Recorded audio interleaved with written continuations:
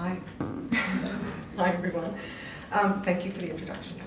And thank you so much for the opportunity to speak with you all today. I'm really very privileged and excited to be here to talk about the importance of Are You OK Day, and also to celebrate some of the success that we've shared over the past few years.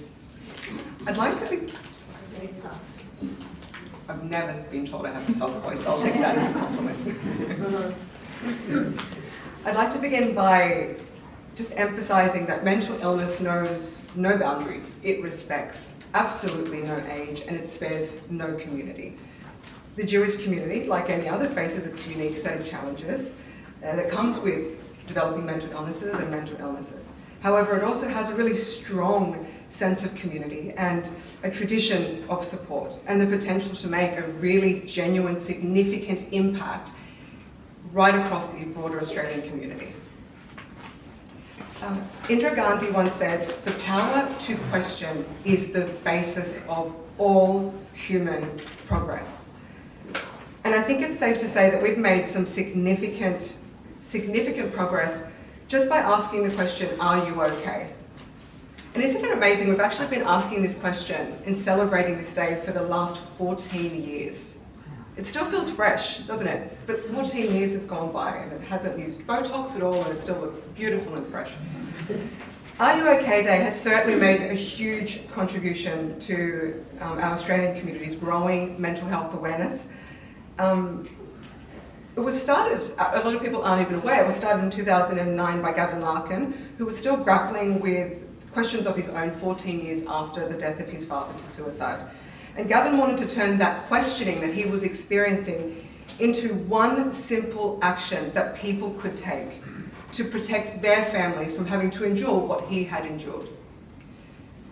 The Are You OK Day campaign has undergone, again, some really profound changes over the years, and at times it has been criticised for not giving people the tools to manage the conversation if someone says, no, I'm not okay.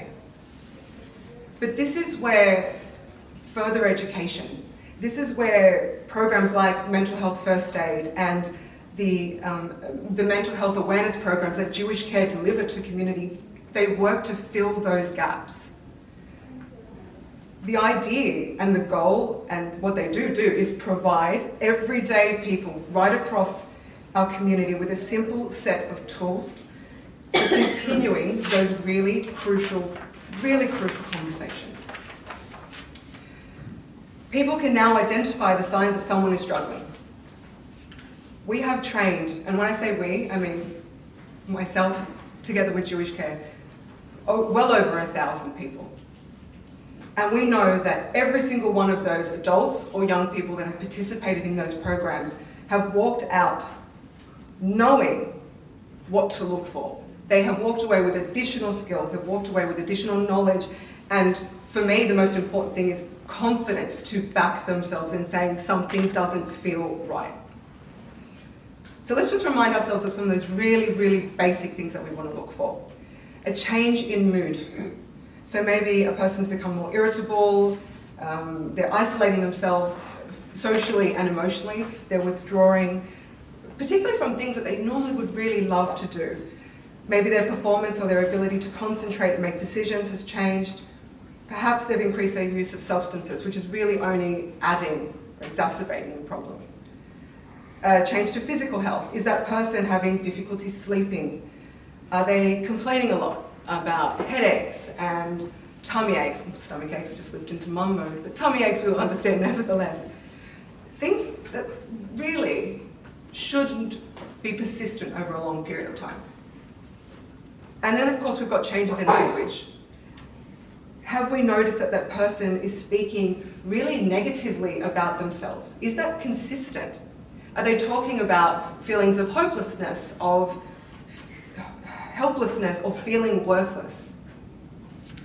And of course we are not talking about the everyday ups and downs we've spoken about. Everyone feels low sometimes. In fact, it would actually be very concerning if at some stage you didn't feel low and you didn't feel drained and you didn't feel sad. That's just part of being human. We're talking about recognizing when signs are persistent over time and they're causing major changes to the way that someone would normally think, feel and behave. So how can we help beyond asking all-important questions? One of the greatest intellects of all time, maybe you've heard of him, Albert Einstein, a few people do know him. He was a very curious chap, he really liked to ask just really profound questions. And there's an interesting quote from him that has always really resonated with me, and I'd like to share it with you today. He said, if I had an hour to solve a problem and my life depended on the solution, I would spend the first 55 minutes making sure I knew what the proper question was to ask.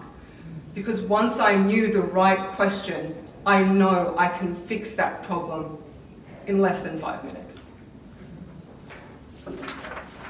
So while you're okay is a great question, and I'm not taking away from that at all, it's not always an easy one for people to answer. There's often that risk that the answer is going to be no, and often there will be more questions to explore before we find solutions, and that's okay. Often there's a fear of how your response is going to be received. Will I be judged? And for many people, the stigma and the fear that live alongside mental illnesses is still a real and powerful one. When it comes to hearing the response to someone's question of are you okay, there's another wonderful quote, this time from a gentleman called Henry David Thoreau, that might offer some direction. And he said, the greatest compliment that was ever paid to me was when someone asked me what I thought and then attended to my answer. When we ask, are you okay? Ask yourself, am I attending to this person's answer? Truly, am I attending to that answer? We need to listen, and we've already spoken about that. I hope that the fact that we keep bringing this up really highlights its importance. Mental health first aid and the mental health awareness programs that Jewish Care deliver emphasize this for a very good reason. The power of active listening is paramount. Active listening is about really hearing what someone is dealing with without negative judgment to what that person is experiencing or telling you. Of course you're going to judge that person because you're human and that is how we're made. So you're allowed to let that go. It doesn't make you a bad person. What we can control is the negative judgment. Listening remains such an undervalued skill, and really it's a skill that we should be taught when we're being taught to speak. You know, we've got 2 ears and 1 mouth, and if that's not a divine clue that one is more important than the other, then I really don't know what is, particularly when it comes to helping somebody else. But once we've done the listening, asking the right questions is equally important. And this means asking questions and giving real genuine credence to that person's answer. In my experience, people often have the vast majority of the solution. They already have it. They just need to be able to find it. So what might be some useful and not so useful questions in the context of supporting someone with their well-being? Simple questions are best. There's no point making things harder than they need to be. Simple questions are best. What are you concerned about? How can I help you? Who would you like to speak to about this? What do you find helps when you're feeling this way?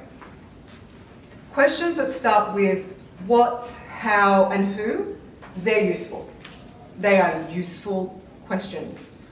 When it comes to asking why questions, I always like to say to myself, before I catch myself, and I'm not perfect either, but why the why? Why am I asking why? In most cases, a why question is about us understanding. It's about helping us understand rather than helping that person understand. Usually we don't need to know why. I don't need to know why that person's feeling that way. And really, nor does that person in that moment. It's more effective to focus on the questions that can help a person explore what they need and how we're going to get them the support that they need. The great thing about